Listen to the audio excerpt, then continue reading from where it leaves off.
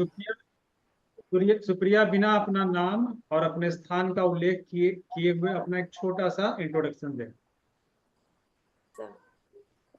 Sir, I have completed my graduation in agriculture from Dr. Rajan Prasad Central Agriculture University, Pusa, Bihar in 2020.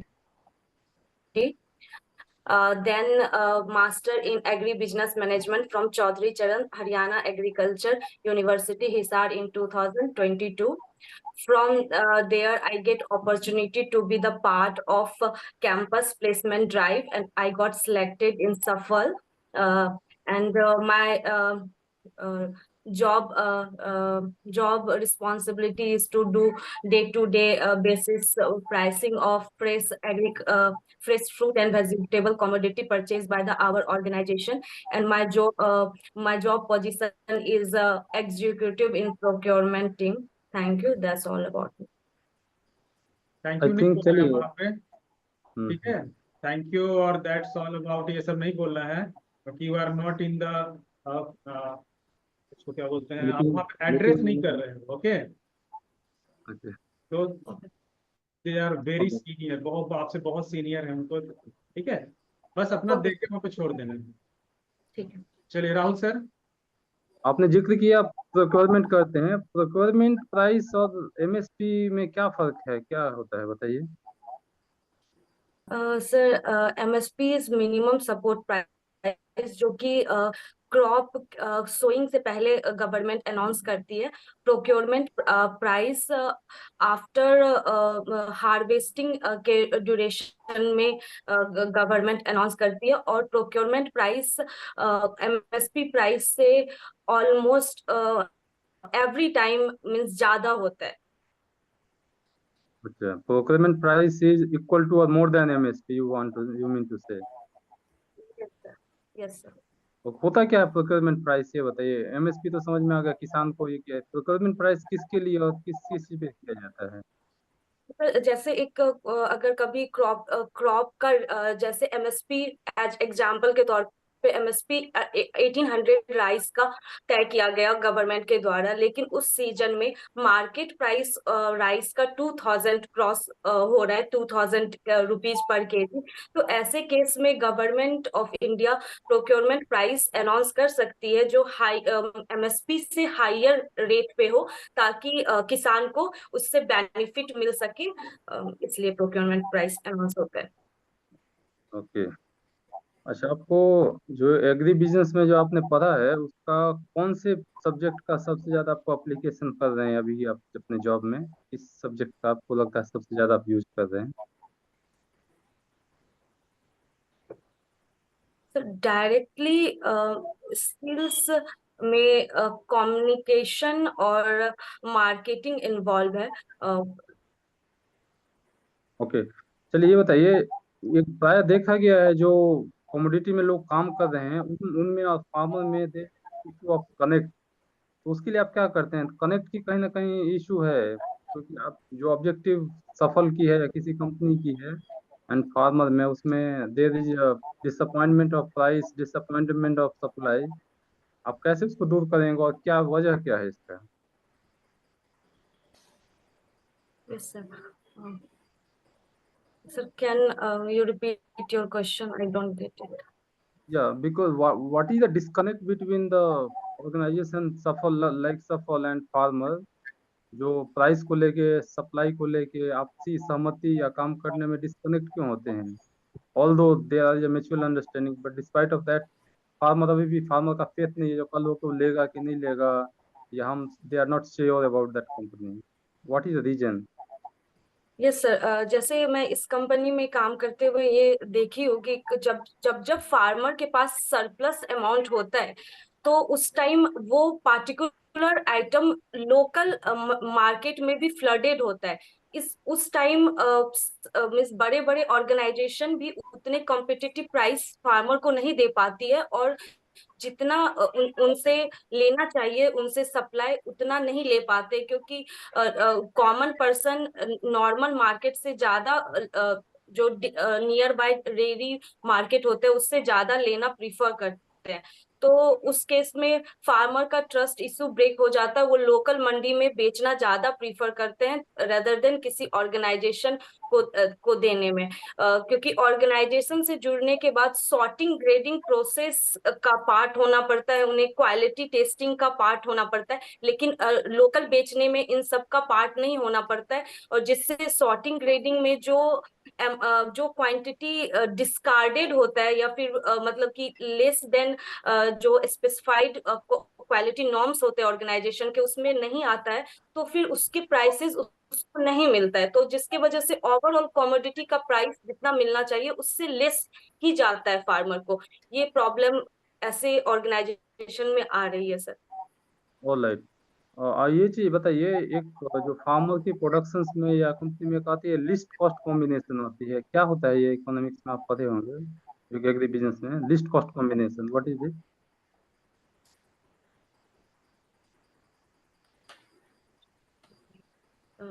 Yes sir. Sir मैं अभी recall नहीं कर पा रही, sorry sir. चलिए, economics of scale समझाइए आप, क्योंकि you might have implementing that, आप जिसने काम कर रहे हैं या जिसने पढ़ाई किया है उसमें इसका अहम रोल है। क्या होता है इकोनॉमिक्स ऑफ स्केल?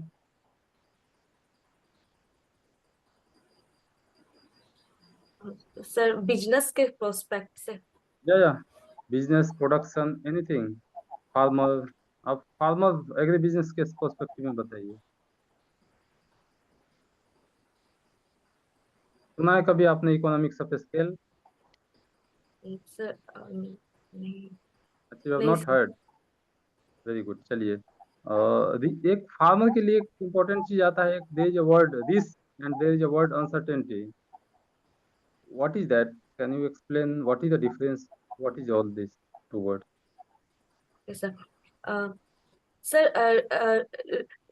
रिस्क किसी भी फार्म प्रैक्टिसेस में रिस्क एक सर्टेन होता है, मीन्स जो कि पता होता है ये फॉर्चून आएगा और आ सकता है, बट अनसर्टेनिटी इज मीन्स उसके लिए प्रिपेयर नहीं होते। जैसे कुछ नेचुरल क्लाइमेटी इन्फेस्टेशन ऑफ पेस्ट और इंसेक्ट अटैक, जिसके वजह से जो फार्म मैनेजर प्रिपेयर करते हैं एक फार्म, उसमें डेविएशन आता है, तो उसको अनसर्टेनिटी में रखा जाता give us example of both in agriculture.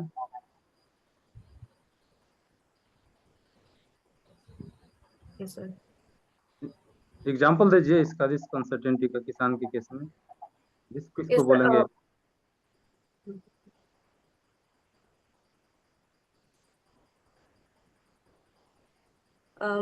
Sir अगर कोई किसान अगर किसी मंडी में जाता है, तो वो जो सप्लाई करते हैं, अगर वहां पे जितना अमाउंट वो ले जाता है, जितना उसका मार्केटेबल सरप्लस है, वो अगर सेल नहीं हो पाता, दैट्स कम अंडर रिस्क। लेकिन अगर वो कमोडिटी अफेक्टेड हो जाए ट्रांसपोर्टेशन के वजह से या फिर ट्रैवलिंग के वजह से, दैट्स कम अंडर अनसर्टेनिटी। अच्छा, I think I will come back. You are telling that जो प्रोड्यूस बेचने के लिए ले जाते हैं उसको मार्केटेबल सरप्लस बोलते हैं, is it? What is yes marketable surplus and what is marketed surplus? Sir, जो एक्चुअल कमोडिटी या फिर क्वांटिटी जो अपने कंजम्पशन के बाद उनके पास बचता है बेचने के लिए, दैट इज मार्केटेबल सरप्लस। जो एक्चुअल वो बेच पाते हैं, सेल कर पाते हैं उस क्वांटिटी में, that is marketed surplus. Alright, ये तो ठीक है, बट जो रिस्क और अनसर्टेनिटी का आप बता रहे हैं that is not right. Anyway, चलिए, रियल इनकम और मनी इनकम क्या होता है? Sir I will see it. You will pass this और you will answer? Sir pass this, sorry sir, I will अरे तो ये नॉट। बोल आई विल सी इट। ये सब आंसर नहीं होता है वहां पे। Sorry sorry. आता है नहीं आता है, बस यही दो तीन चीज होता है ना। कॉर्पोरेट इंटरव्यू नहीं है, बिल्कुल डिफरेंट है। ठीक है सुप्रिया जी, ओके सर। वैसे आंसर मैं आए आपको मत आए, लेकिन इन सब चीजों को जरूर ठीक कर लीजिएगा। बूढ़ा ये बूढ़ा आदमी रहेगा, ट्रेडिशनल बिहार के प्रोफेसर लोग हैं, वो झूठ ये मूठ तो के होता है, गुस्सा चैलेंज करना होता है, आई will C you, I will सी। पूरा पिनक जाएगा। चलिए एक और क्वेश्चन बताइए। एक आपने सुना होगा फिक्स कॉस्ट और वेरिएबल कॉस्ट इकोनॉमिक्स में, राइट? Yes sir. तो फिक्स कॉस्ट कितने टाइप का होता है ये बताइए। चलिए हम टाइप बता देते हैं। एक होता है कैश फिक्स कॉस्ट, एक होता है नॉन कैश फिक्स कॉस्ट। क्या होता है ये बताइए जरा। सर कैश फिक्स कॉस्ट जो भी एसेट परचेज करने में जो कॉस्ट इन्वॉल्व होता है, वो जो मिनिमम वो फंक्शन कोई भी ऑर्गेनाइजेशन फंक्शनल रहे नहीं रहे वो कॉस्ट इनकर होगा ही, तो वो फिक्स कॉस्ट होता है। और जो फिक्स कॉस्ट इजिली मीन्स जो एसेट इजिली कैश में कन्वर्ट हो जाए नियर बाय में, तो उसको कैश फिक्स कॉस्ट बोलते हैं। और जिसमें जो इजिली कन्वर्ट नहीं हो सकता है तो उसको नॉन फिक्स कैश। श्योर? अच्छा, ये ग्रीन ग्रीन रेवोल्यूशन का निगेटिव उसका क्या इम्पैक्ट पर आप बताओ। Sir due to excessive insecticide और पेस्टिसाइड फर्टिलाइजर यूज के वजह से सॉइल हेल्थ डिक्रीज हुआ है, ह्यूमन हेल्थ पे इम्पैक्ट आया है। और मतलब rice wheat cropping system prominent हो गया है, जिसके वजह से क्रॉप डाइवर्सिफिकेशन में कमी आई है। और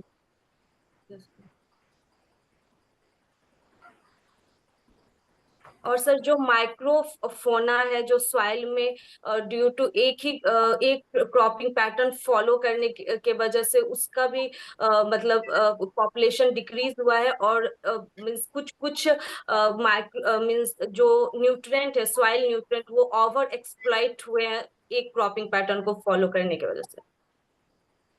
सही बताओ, ये क्रॉपिंग सिस्टम, ये जो क्रॉप डाइवर्सिफिकेशन है उसमें मेजर चैलेंजेस क्या क्या है।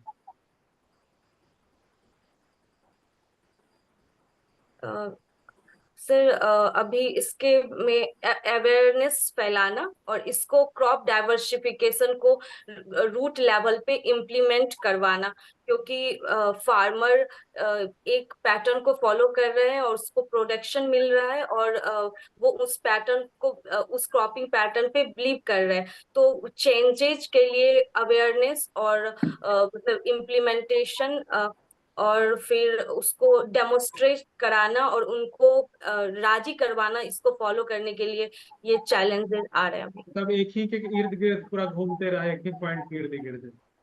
और आगे का पॉइंट है, ये छोड़ो। ये बताओ कि क्रॉप प्रोडक्शन में कौन कौन सा स्टेप इन्वॉल्व होता है। What are the step involve in crop production. Sir starting से seed bed preparation, certified seed लाना, इरिगेशन की अवेलेबिलिटी इंश्योर करना, step by step organic fertiliser. बताइए, इधर उधर नहीं, स्टेप बाय स्टेप बताओ। Okay crop sir. प्रोडक्शन के लिए स्टेप बाय स्टेप बताइए आप तो। तो सबसे पहले लैंड का प्रिपरेशन करवाना, हम्म, फिर सीड बेल्ट प्रिपरेशन करना, हम्म, और उसमें जिस भी क्रॉप का हम सीड लेंगे सर्टिफाइड सीड को परचेज करना, फिर उसका बुआई करना, फिर अगर वीड इन्फेस्टेशन हो रहा है तो वीडिंग करना, फिर फर्टिलाइजर का एप्लीकेशन और या manure organic manure organic fertiliser का मीन्स बायो फर्टिलाइजर का उपयोग करना, क्रिटिकल स्टेज पे इरिगेशन देना और water soil moisture availability ensure करना खेत में, और फिर और फिर बार बार सर्विलेंस करना कि वीड तो नहीं आया, कोई डिजीज इन्फेस्टेशन या फिर कोई पेस्ट अटैक तो नहीं है, और फिर जब वो मैच्योर हो जाए तो उसके बाद हार्वेस्ट करना। उसके बाद हार्वेस्ट करना हार्वेस्ट के बाद हार्वेस्ट के बाद सर ये टाइप ऑफ क्रॉप पे निर्भर करेगा। अगर वो सीरियल्स है तो हम उसको जैसे राइस के केस पे थ्रेशिंग करते हैं ग्रेन को। उसके बाद सीधे स्टोरेज पे आ जाना है, खेत में छोड़ देंगे उसको, स्टोर ओके करेंगे। सर, तो थैंक यू। पोस्ट हार्वेस्ट अच्छा, ये मैनेजमेंट। बताओ कि ये जो मदर डेयरी का कब हुआ था स्थापना। सर 1974 में। विजन आप बता सकते हो, मदर डेयरी का विजन क्या है? सर मदर डेयरी का विजन है इसका अभी जो लोगो भी है, माँ जैसी, हर घर में मिल्क पहुंचाना और एक ट्रस्ट मीन्स ट्रस्ट बिल्ड करना, माँ के ममता जैसी। वो तो उसका पंचलाइन है, provide quality food and beverage to consumer of affordable price. ठीक है, वाइल क्या है, ensuring for return to the producer, यही है ना विजन? Yes sir. पढ़ लेना, ठीक है। विजन और मिशन जरूर पढ़ लेना, सीधे पूछ देता हूँ वहां पर। चलिए, और कुछ Rahul sir? I think we have done. Santosh sir कुछ पूछेंगे? अच्छा अच्छा, बस लास्ट क्वेश्चन मैं पूछना चाहूंगा, कहाँ चले गए? फार्मर्स बिल क्या है, फार्म एक्ट, थोड़ा सा और बता दीजिए क्या है, और क्या ये फार्मर्स के लिए बेनिफिशियल है या नहीं है, आपका मंतव्य। फार्मर बिल्स के बारे में सर? फार्म हाँ हाँ, farmers bill, farm act okay sir, farm 22 act. 2020। तो इसके अंतर्गत तीन बिल्स एक्ट आई थी। इस एक्ट के अंदर 3 पॉइंट थे। एक जिसमें फार्म मिस होर्डिंग के बारे में बोला गया था कि किसान अपने पास स्टोर कर सकते हैं जब जितना चाहे। तो ये सही नहीं है। अगर किसान पहली बात, इंडिया में किसान इतने बड़े बड़े हैं नहीं कि वो स्टोरेज फैसिलिटी उनके पास है, वो सरप्लस अमाउंट को होल्ड कर सके और जब डिमांड प्राइस हाइक होगा तब वो बेच सके। तो ये जो छोटे किसान है उनके लिए ये सही नहीं है, और इससे छोटे किसान जो स्मॉल एंड मार्जिनल फार्मर है वो एक्सप्लॉइट हो सकते हैं। और दूसरा था free inter state means inter state में ट्रेडिंग करना। तो वो पहले से भी लागू था कि इंटर स्टेट में ट्रेडिंग कर सकते हैं फार्मर जो कैपेबल है दूसरे स्टेट में ट्रेडिंग करने में। तीसरे पॉइंट में था कि वो उन्हें लार्ज और बड़े बड़े कंपनी को इंट्रोड्यूस किया जाएगा एग्रीकल्चर फील्ड में, और ताकि उन्हें बेटर प्राइस पे वो परचेज कर सके। तो इसमें एमएसपी को इनडायरेक्टली गवर्नमेंट रोल हटाने की बात की गई थी। तो जिसकी वजह से किसानों का आक्रोश था, और शायद वो जायज भी है, क्योंकि अगर कोई प्राइवेट बड़े प्लेयर आए तो कुछ टाइम तक वो एमएसपी के ऊपर या प्रॉफिटेबल अमाउंट फार्मर को देंगे, लेकिन एक टाइम के बाद हो सकता है कि हमारे इंडियन फार्मर ओवर एक्सप्लॉइट हो जाए इसके वजह से। मैम तो उसमें एमएसपी हटाने की बात आपके हुई अनुसार तो से आपके अनुसार से क्या है, मतलब सही नहीं है, यही ना? मेरे अनुसार से गवर्नमेंट वे बैक की है तो ये सही है। नो यू हैव ठीक है, मोर ओके, मिसअंडरस्टूड। ऑलराइट, हमारे तरफ से सर। निखिल सर और कुछ नहीं नहीं, इस तरह का प्रश्न देखिए सुप्रिया जी, पहला बात नहीं पूछेगा। कोई भी गवर्नमेंट की पॉलिसी जब आती है, और जब उसको रोल बैक किया गया था तो उसमें यह बोला गया था कि वर्तमान में जो परिस्थितियां उत्पन्न हुई है उसके कारण उसको रोल बैक किया जा रहा है, ना कि उसकी खामियों के कारण। ठीक है, तो आपकी ये जो मीनिंग गलत एनालिसिस, बताई है। द मेरा लॉजिक ये कहना है, आपको डायरेक्टली जो है, हाँ, डायरेक्टली क्रिटिसिज्म जो नहीं है करना है। एकदम नेगेटिव नहीं बोलना है, सब नेगेटिव नेगेटिव नहीं बिल्कुल बोलना नहीं है। बोलना, बिल्कुल।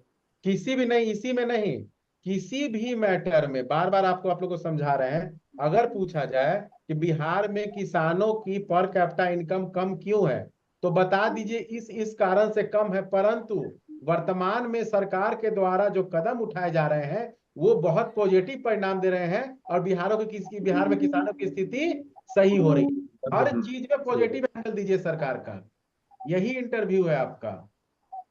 आप एनालिसिस कर दी, वहां पे बड़े बड़े पैनलिस्ट बैठे हुए थे, बहुत सोच समझ कर लाए थे। तो आप मान लीजिए इस मैटर पे बोलिएगा तो कोई तो 370 पे ही बोल सकता है कि 370 का हटाना नहीं सर, पूरा ठीक नहीं था। तो कोई बोल सकता है कि उस पे भी नहीं ठीक था, वंदे भारत भी लाना ठीक नहीं था। तो सरकार की पॉलिसी रोल बैक करने के पीछे तथ्य ये दिया गया था कि अभी का जो परिस्थिति है इस कारण रोल बैक कर रहे हैं, न कि उसमें टेक्निकल प्रॉब्लम्स थी। मेरा पूछने का यही कंसर्न था कि ठीक है। इनका मंतव्य क्या है। है ना? हाँ, तो आप लोग ही मत बिल्कुल जाइएगा। बिल्कुल हाँ, बिल्कुल इन पॉजिटिव सब रूप में क्वेश्चन लेना है में इनको। आपको पॉजिटिव रहना चाहिए, बैलेंस अप्रोच रहना चाहिए, ठीक है, बैलेंस एकदम, अपना कोई डिप्लोमेटिक ओपिनियन आंसर। नहीं रखना है, बहुत बार अपना पूछेगा ओपिनियन नहीं हो चलेगा, ठीक है, बिहार अपना ओपिनियन नहीं थोपना है, बिहार में यहाँ पे ये खराब है, वहां पे वो खराब है, हर बिल्कुल ही बार नहीं। बता के क्या बोलना है कि लेकिन सरकार की नीतियों के कारण सर अब आगे बढ़ रहा है, हर चीज में अब आगे बढ़ रहा है, लास्ट में ये लाइन जोड़ना है, ये लाइन फिनिशिंग लाइन होती है। ओके, ओके आपसे सर। आलोचनात्मक व्याख्या, क्रिटिकल क्लासिफिकेशन नहीं पूछेगा, क्रिटिकल एनालिसिस गवर्नमेंट की पॉलिसीज पे नहीं पूछी जाती है, critical analysis on the policy of government is not allowed in the government interview because you are going to be a part of the government, बिल्कुल आप बिल्कुल। उसी का हिस्सा बनने जा रही हैं। इसलिए बहुत ही सोच चलिए के ठीक है, समझ के, ठीक है, ऐसे प्रश्न एक तो पूछे नहीं जाएंगे, अगर पूछे जाएंगे तो अपना विचार नहीं रखना है, ठीक है, सरकार का जो था वही रख दीजिएगा सरकार का जो था वही हाँ, रख देना है, बिल्कुल बिल्कुल, ठीक जो है, सरकार का विचार है वही रख देना है। बस। अपने पॉलिटिकल ओपिनियन को हमको नहीं तुम रखना वही है, ठीक बनने है, जा रही हो, तुम खूब गवर्नमेंट का पार्ट बनने जा रही हो और ओके, बन ही क्लियर। जाओगी।